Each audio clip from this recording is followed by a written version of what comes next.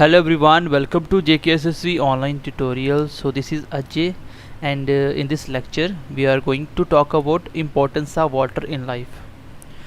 बहुत confusing chapter है, लोगों को पता नहीं चल रहा पढ़ना क्या है.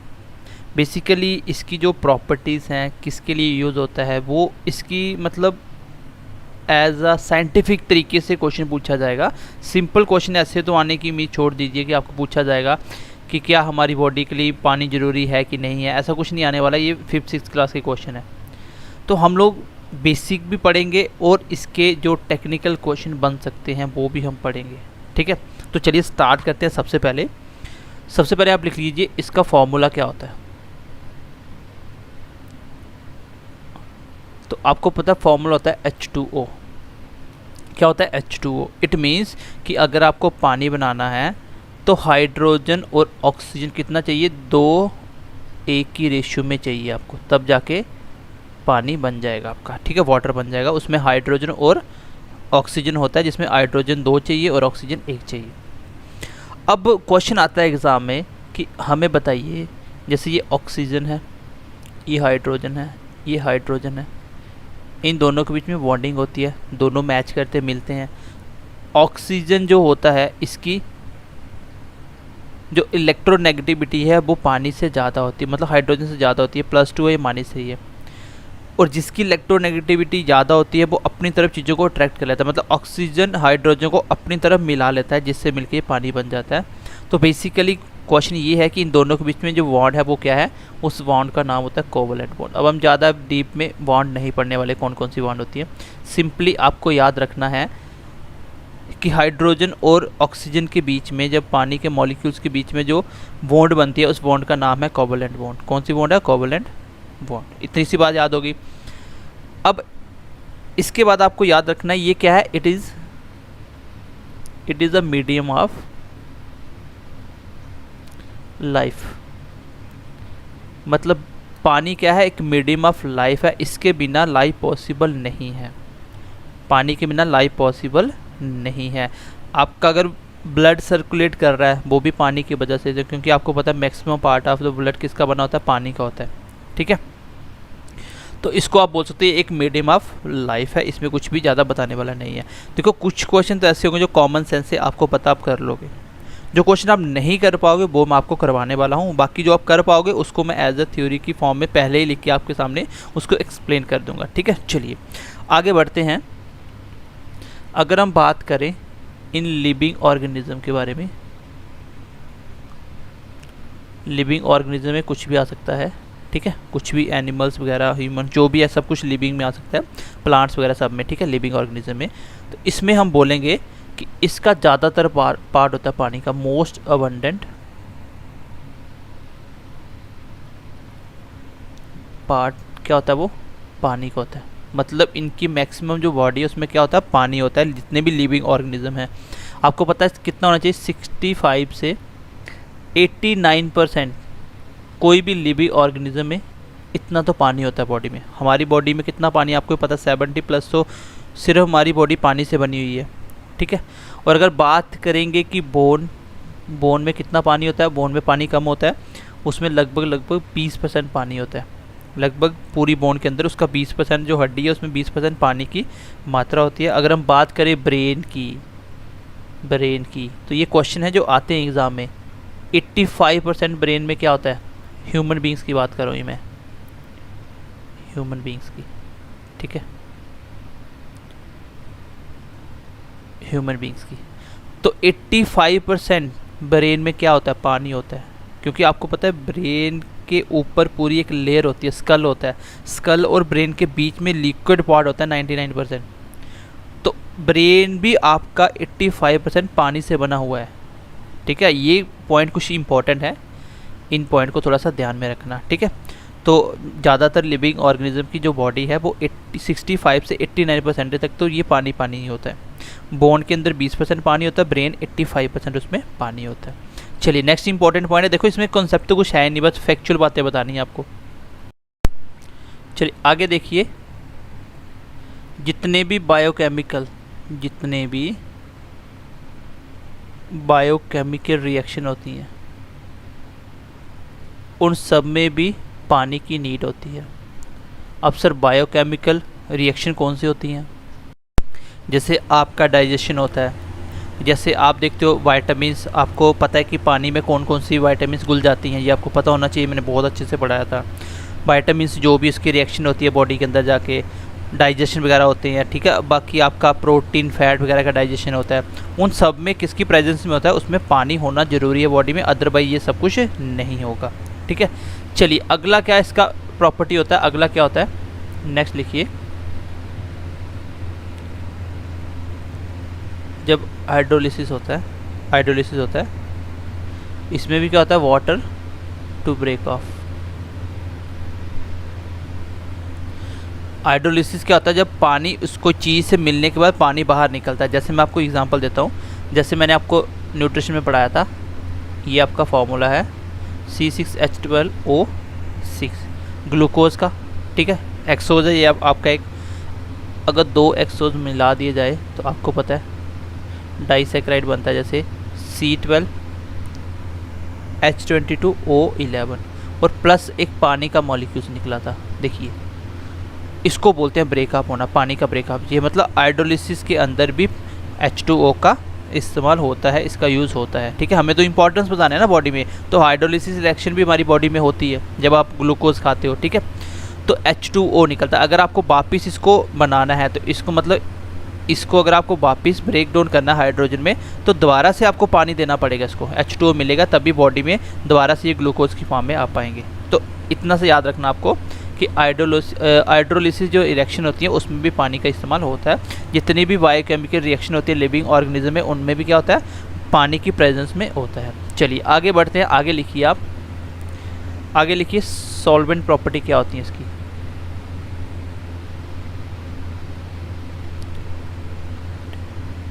सॉल्वेंट प्रॉपर्टीज ऑफ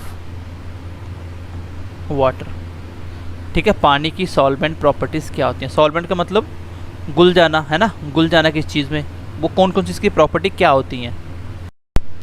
ये यूनिवर्सल सॉल्वेंट होता है। कैसा होता है ये? यूनिवर्सल सॉल्वेंट होता है। क्यों होता है यूनिवर्सल सॉल्वेंट? इसको हम बोल सकते हैं इसलिए होता है because due to its polarity, इसकी पोलैरिटी की वजह से। जो आपकी फैट होती है वो नॉन पोलैरिटी की होती है, नॉन पोलैरिटी होती है, ठीक है। तो ये यूनिवर्सल सॉल्वेंट क्यों होता है? क्योंकि पोलैरिटी की वजह से। यहाँ से क्वेश्चन एग्जाम में पूछा जा सकता है। अब पोलैरिटी क्या होती है? देखो, जब हम कोई भी पोलर मॉलिक्यूल्स डिज़ोल्व करें किसके अंदर? पानी के अंदर, तो क्या करेगा? ये इसके आयंस बना देगा। क्या बनेगा? आयंस। आयंस क्या होते हैं? जो प्लस माइनस बनते हैं, hydrogen plus ions, hydroxide minus ions बना देगा अलग अलग, ठीक है। जैसे सोडियम क्लोराइड में सोडियम पॉजिटिव या नेगेटिव, तो आयंस बन जाएंगे, ठीक है। मतलब कोई भी आयनिक मॉलिक्यूल्स होंगे उसको पानी में डिज़ोल्व करेगा, उसके आयंस बना देगा। जैसे मैं एग्जांपल भी देता हूँ, एग्जांपल मैंने लिया सोडियम क्लोराइड, इसको मैंने डिज़ोल्व करा किसमें? पानी में। किसमें? पानी में, H2O, ठीक है, H2O। अब ये क्या करेगा? इसके आयंस बना देगा, जैसे सोडियम आयंस प्लस और क्लोराइड माइनस। देखो आयंस बना दिए। क्यों? क्योंकि इसने पानी की ये प्रॉपर्टी होती है, ये पोलैरिटी होती है इसके अंदर, जो कोई भी पोलर मॉलिक्यूल्स को बहुत जल्दी डिसॉल्व कर लेता है, इसलिए तो उसको यूनिवर्सल क्या बोला गया? यूनिवर्सल सॉल्वेंट बोला गया। इसमें दुनिया की हर एक चीज़ लगभग घुल जाती है जो पानी में घुलने वाली होती है, ठीक है, जो लिक्विड में घुलने वाली होती हैं। तो जो नॉन पोलर चीज़ें होंगी, नॉन पोलर मॉलिक्यूल्स होंगे, वो पानी में नहीं घुलती। वो भी मैं आपको बताता हूँ एग्जांपल, जैसे आपकी फ़ैट होगी वो पानी में नहीं घुलेगी, आपके लिपिड्स हो गए पानी में, प्रोटीन वगैरह नहीं घुलेगी, ठीक है। अब देखिए इसमें आपका क्वेश्चन एग्जाम में पूछा जा सकता है, कोई एग्जांपल देगा, मान लीजिए कि सोडियम क्लोराइड है, उसके आयंस बनते हैं सोडियम पॉजिटिव नेगेटिव। आप बताइए जब सोडियम क्लोराइड को पानी में ऐड करा तो इसमें सॉल्वेंट क्या है? तो इसमें सॉल्वेंट है पानी और सल्यूट क्या है? Sodium chloride. ऐसा याद रखना, जिसके अंदर घुल रहा है वो होती है सॉल्वेंट, और जो अंदर घुल रही है उसको बोलते हैं सल्यूट। जैसे यहाँ पे सोडियम क्लोराइड क्या है? सल्यूट, और सॉल्वेंट क्या है यहाँ पे? H2O, ठीक है। तो ये भी याद रखना आपको सॉल्वेंट। तो ये होता है आपका पोलैरिटी का कॉन्सेप्ट। तो पता चल गया पानी की प्रॉपर्टी क्या होती है, ये यूनिवर्सल क्या होता है, यूनिवर्सल सॉल्युबल होता है। आगे बढ़ते हैं नेक्स्ट। और यूनिवर्सल सॉल्वेंट क्यों होता है, क्योंकि इसके अंदर पोलैरिटी की प्रॉपर्टी होती है। चलिए आगे बढ़ते हैं अब। जैसे आपका लिपिड और आपका प्रोटीन, आप मुझे बताओगे लिपिड किसको बोलते हैं। ये क्या है, ये आपके नॉन पोलर मॉलिक्यूल्स हैं। कौन से, क्योंकि एग्ज़ाम में क्वेश्चन आ जाएगा इसमें से कौन सी चीज़ है जो पानी में नहीं घुलती, तो ऑप्शन में लिपिड लिख देगा, ऑप्शन में प्रोटीन लिख देगा। तो देख लेना आप, ये दोनों क्या है, ये पानी में नहीं घुलते। और आपको एक चीज़ और बताता हूँ, और क्या नहीं घुलता आपका, वाटर सॉल्युबल कौन से आपके, वाटर सॉल्युबल बी और सी, इसके बिना ए डी ई के वाइटामिन्स, ये भी क्या है, ये भी पानी में सॉल्व नहीं होते, ये पानी में भी पानी में डिज़ोल्व नहीं होते, पानी में डिज़ोल्व नहीं होते, ठीक है, पानी में नहीं घुलते ये विटामिन्स। और आपका बी और सी है जो वाटर सॉल्युबल है, ये मैंने आपको विटामिन में पढ़ाया था। तो ये भी इसका फ़ायदा है कि ये पानी के अंदर विटामिन बी और सी सॉल्युबल होके पानी बॉडी में काम करते हैं, ठीक है। और कौन से नहीं घुलते, कौन से घुलते, क्वेश्चन एग्जाम में पूछा जा सकता है। चलिए नेक्स्ट पॉइंट की तरफ देखते हैं। नेक्स्ट प्रॉपर्टीज़ की, जैसे हीट प्रॉपर्टीज़।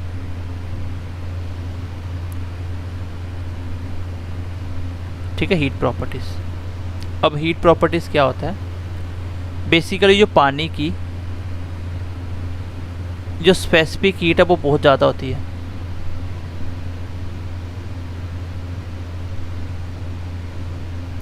क्या होती है, ज़्यादा होती है। अब स्पेसिफिक हीट क्या होता है, स्पेसिफिक हीट होता है जब आप किसी टेम्परेचर का, किसी चीज़ का टेम्परेचर 1% मतलब 1 डिग्री सेल्सियस बढ़ाते हो, तो आपको कितनी हीट रिक्वायर्ड है, कितनी हीट चाहिए इसको इतना गर्म करने के लिए, उसको बोलते हैं उसकी स्पेसिफिक हीट।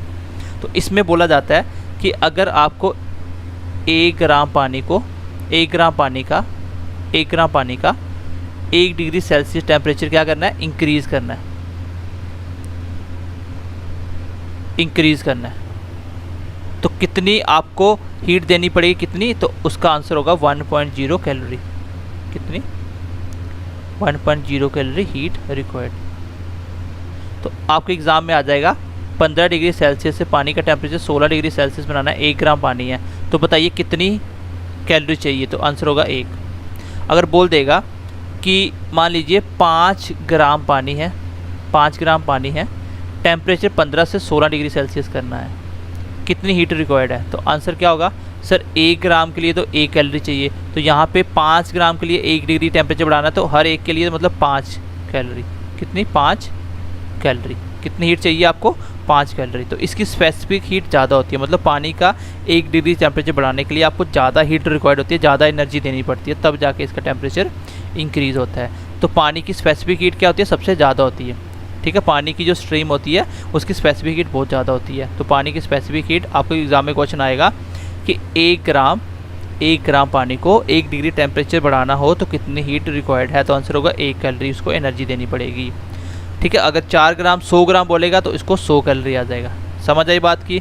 चलिए नेक्स्ट देखते हैं आगे पानी की और इम्पोर्टेंस देते हैं प्रॉपर्टी। इसकी वजह से क्या होता है, थर्मल, ये जो हीट की वजह से क्या होता है, हमारी बॉडी का जो टेम्परेचर है वो रेगुलेट करता है, बॉडी टेम्परेचर, क्योंकि हम तो इम्पोर्टेंस पढ़ रहे हैं ना, रेगुलेटेड। पानी के द्वारा हमारी बॉडी का जो टेम्परेचर है इंटरनल, जो आपका टेम्परेचर 98.6 डिग्री फ़ारेनहाइट है, उसको भी ये रेगुलेट करेगा पानी। इट मीन्स आप बोल सकते हो ये क्या करता है, थर्मल मतलब टेम्परेचर स्टेबलाइज़र का काम करता है, स्टेबलाइज़र, ठीक है। चलिए नेक्स्ट लिखिए, हीट ऑफ वेपराइजेशन।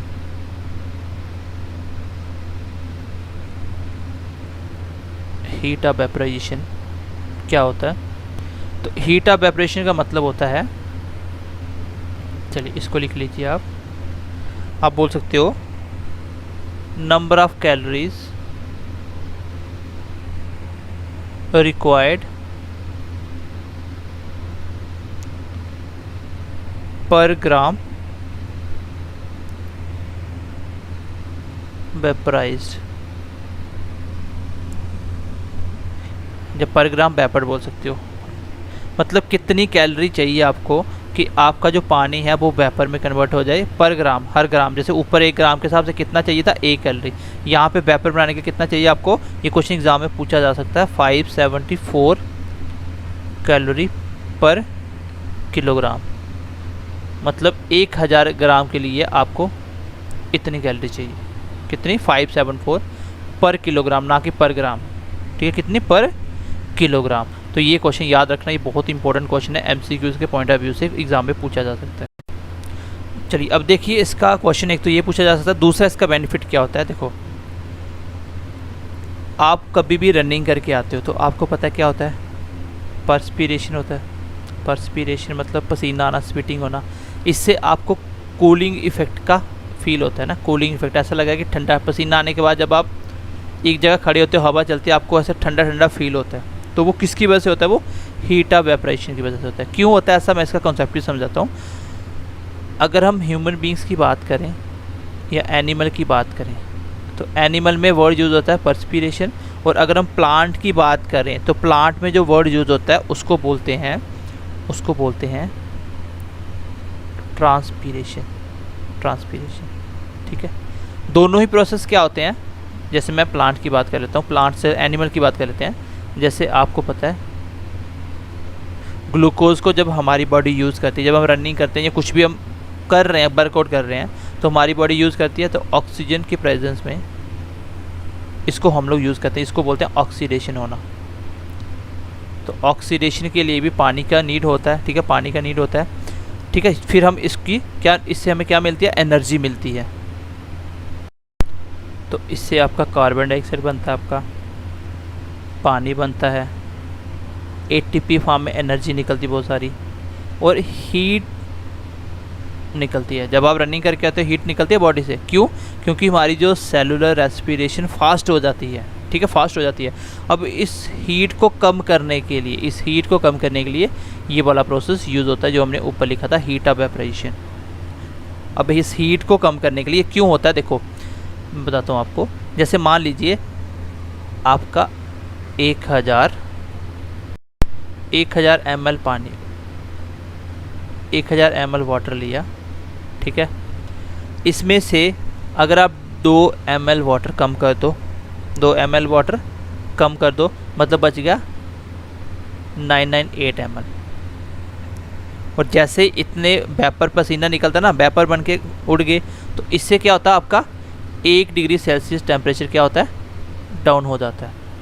मतलब क्वेश्चन ये है कि जैसे ही 2 ml आपके वेपर बने तो टेम्परेचर 1 डिग्री सेल्सियस कम होता है। मतलब जैसे जैसे ये कम होता जाएगा, 2-2 ml करके इतनी डिग्री टेम्परेचर कम होता चला जाएगा, ठीक है। इसलिए आपको कूलिंग का फील आता है, ठीक है। चलिए ज़्यादा डीप जाने की ज़रूरत है नहीं, आपको बस इतना सा याद रखना है कि 2 ml पानी कम हो, वेपर बने, तो उसमें 1 डिग्री सेल्सियस टेम्परेचर कम होता है। मतलब जैसे जैसे वेपर बनते जाएंगे पानी की क्वांटिटी कम होती जाएगी और उतना ही टेम्परेचर कम होना स्टार्ट हो जाएगा, ठीक है। इतना ही याद रखना आपको, बस ज़्यादा कुछ नहीं रखना। बाकी ये रहा ऊपर कि ऑक्सीडेशन में भी आपका पानी का इस्तेमाल होता है। क्वेश्चन एग्जाम में ये वर्ड बोल देगा, पर्सपीरेशन जब होता है तो उसमें किसका रोल होता है? पानी का रोल होता है। किस फॉर्म में होता है? हीट ऑफ वेपरेशन की फॉर्म में होता है। तो ये सारी चीज़ें मैंने आपको बता दी। चलिए नेक्स्ट कुछ बात करते हैं आगे इंपॉर्टेंट पॉइंट की। लिखिए आयनाइजेशन ऑफ वाटर। पानी का आयनाइजेशन होता है, ठीक है। आयनाइजेशन क्या होता है आपका?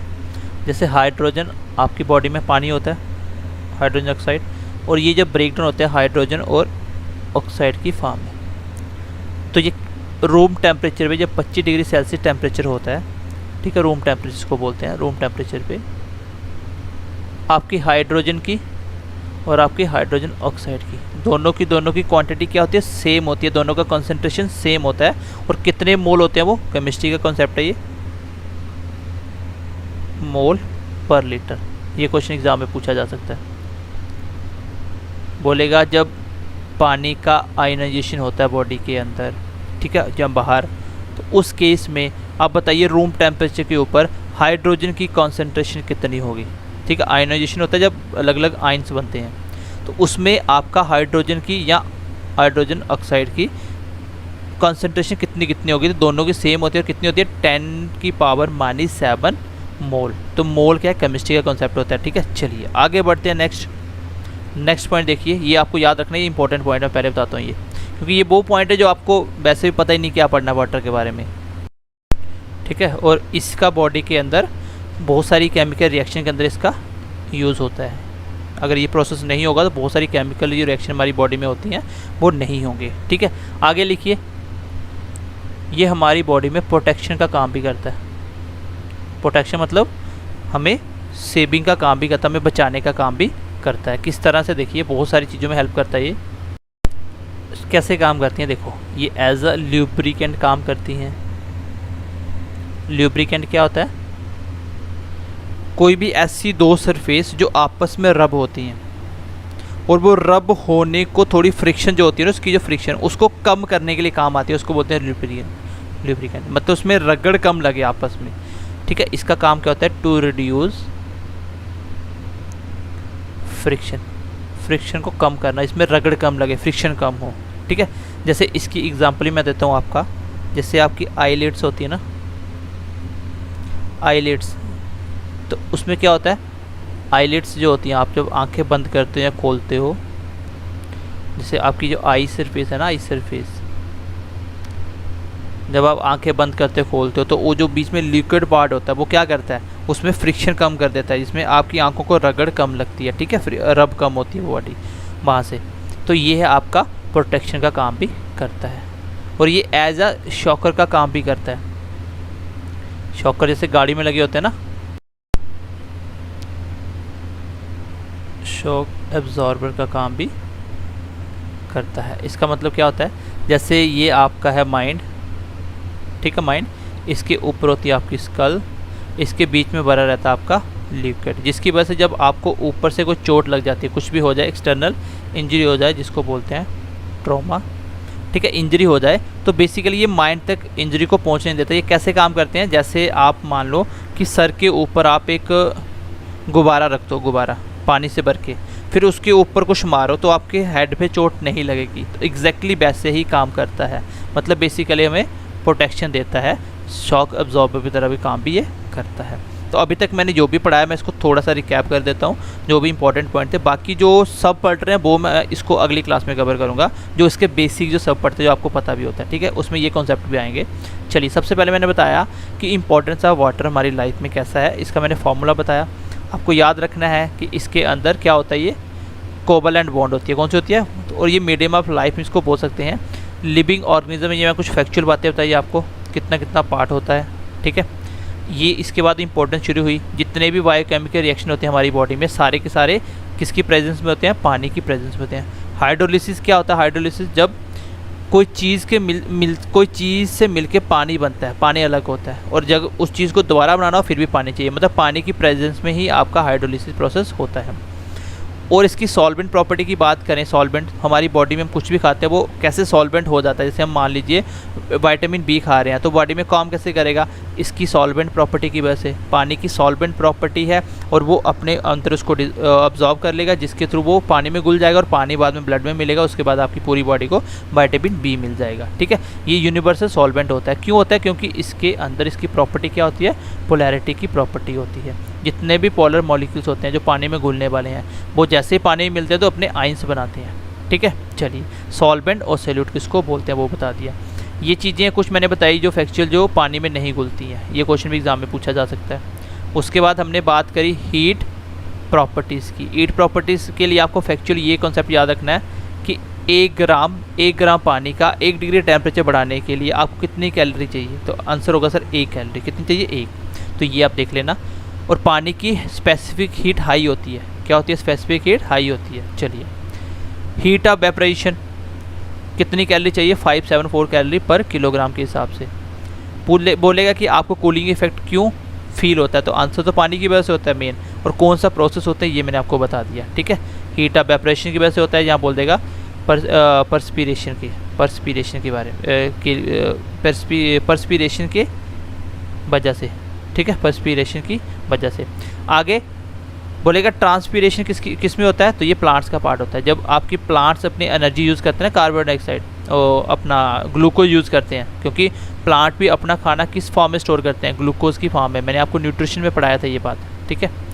चलिए, इसके लिए भी आपको याद रखना है कि 2 ml जब पानी वेपराइजेशन होता है तो टेम्परेचर कितना कम हो जाता है, 1 डिग्री सेल्सियस कम हो जाता है। जैसे जैसे पानी कम होता जाएगा टेम्परेचर कम होता जाएगा, ठीक है।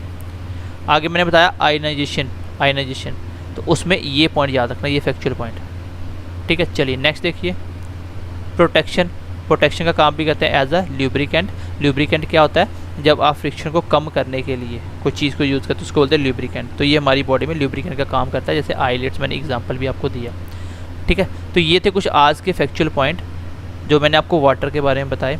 अब नेक्स्ट क्लास में हम वो पढ़ेंगे जो वो सब पढ़ रहे हैं, जो इंपॉर्टेंस है वाटर किस किस में यूज़ होता है, आपके घरों में कैसे हो रहा है, वो भी जो फैक्चुअल पॉइंट है, तो वो हम नेक्स्ट क्लास में करेंगे। तो चलिए मिलते हैं अगली क्लास में, तब तक के लिए ध्यान रखिए अपना। Bye bye, take care and God bless you.